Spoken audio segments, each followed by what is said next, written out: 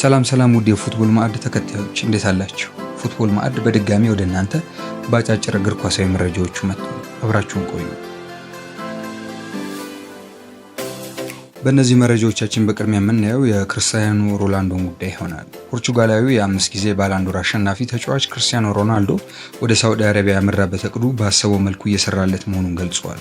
ወደ ሳዑዲ አረቢያ ሳቀና ሁሉም ሰው እንደ እብድ ሲያይ ነበር የሚለው ሮናልዶ የእግር ኳስ ሕይወት የመጨረሻ እንደሆነ ሲናገሩ ነበር ብሏል። ነገር ግን ሁሉም ሰው በድጋሚ ሮናልዶ ማን እንደሆነ ተመልክቷል ነው ያለው።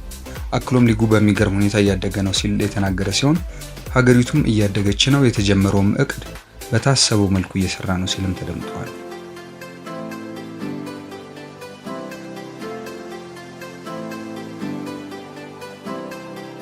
በመረጃችን በሁለተኝነት የምናየው ቡካዮ ሳካን ነው።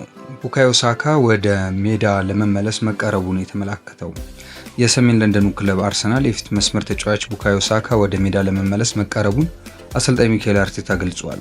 ቡካዮ ሳካ ወደ ሜዳ ለመመለስ ተቃርቧል ሲል ነው ሚካኤል አርቴታ አስተያየቱን የሰጠው። እንግሊዛዊ የፊት መስመር ተጫዋች ቡካዮ ሳካ ከወራት በፊት ባጋጠመው ጉዳት ምክንያት ለወራት ከሜዳ ርቆ እንደሚገኝ ይታወቃል።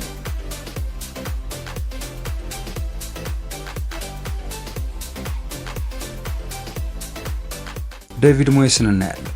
የፕሪሚየር ሊጉ የወሩ ምርጥ አሰልጣኝ ታውቋል። በዚህም የእንግሊዝ ፕሪሚየር ሊግ የ2024 እና 25 የውድድር ዘመን የወርሃ የካቲት የወሩ ምርጥ አሰልጣኝ ይፋ ተደርጓል።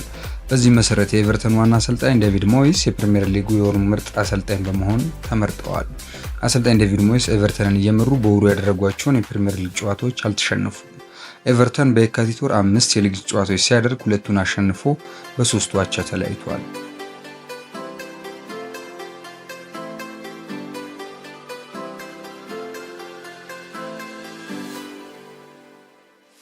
በመጨረሻ መሐመድ ሳላህን ነው የምናየው። ግብፃዊው የሊቨርፑል የፊት መስመር ተጫዋች መሐመድ ሳላህ የእንግሊዝ ፕሪሚየር ሊግ የወሩ ምርጥ ተጫዋች በመሆን በይፋ ተመርጧል።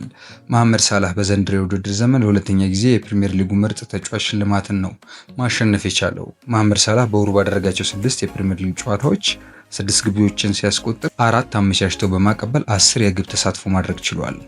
መሐመድ ሳላህ 7 ጊዜ የእንግሊዝ ፕሪሚየር ሊግ የወሩ ምርጥ ተጫዋች ሽልማትንም ማሸነፍ ችሏል። ሳላህ በ7 የወሩ ምርጥ ተጫዋች ሽልማት በአጉዌሮ እና ሃሪ ኬን ተይዞ የነበረውን ብዙ ጊዜ የወሩ ምርጥ ሽልማት የማሸነፍ ሪከርድ መጋራት ችሏል።